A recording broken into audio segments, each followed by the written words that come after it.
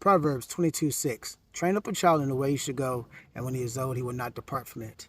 This lesson today is about raising your kids in a godly manner.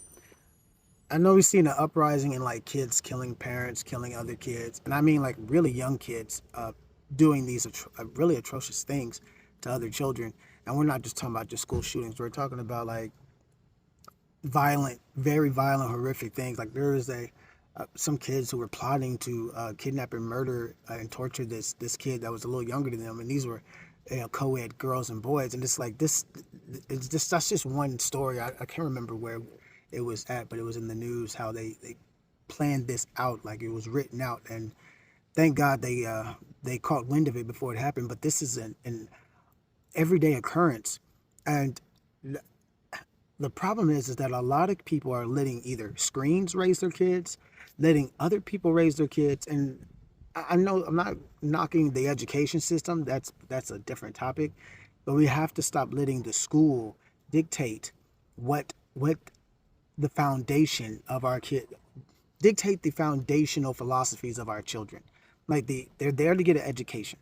But at home is where the morality, the objective morality and induction, the teachings, the lessons come from.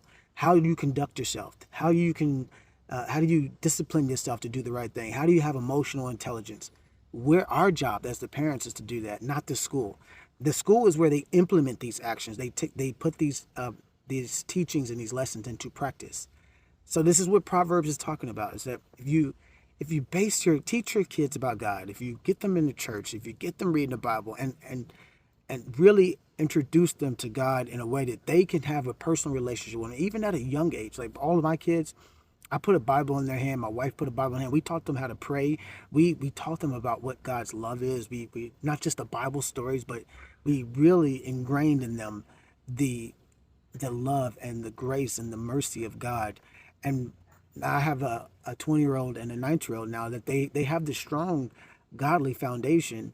They're in the world preaching the gospel. They talk to other people about God. They're living a life for Christ. And that doesn't mean they're perfect. They still mess up like everybody else. But they understand that they can be forgiven and they can repent. They can turn away from the sins that they commit. They can turn away from their mistakes, and they continue on. And they have amazing emotional intelligence because of God.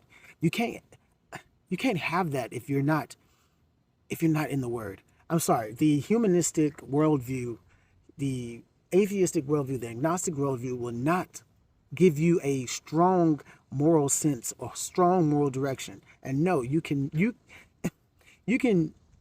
quote be good in the world, but by what standard? If you don't have God, you don't have objective good. You don't have bad. It's just is. And that's where a lot of kids get lost. They lose that direction, that moral compass, because they don't know God, because they don't have God.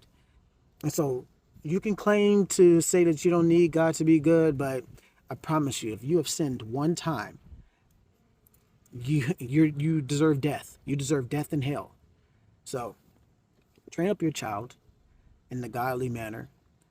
Get them in there praying, reading the Bible, developing a relationship with Christ.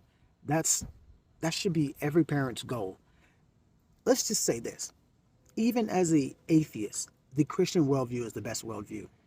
You get to have a relationship with a good God. You get to, the standard of good for everybody is the standard of Christian beliefs. Believe it or not. You read the Bible and it's like uncanny the ethical teachings that Jesus taught.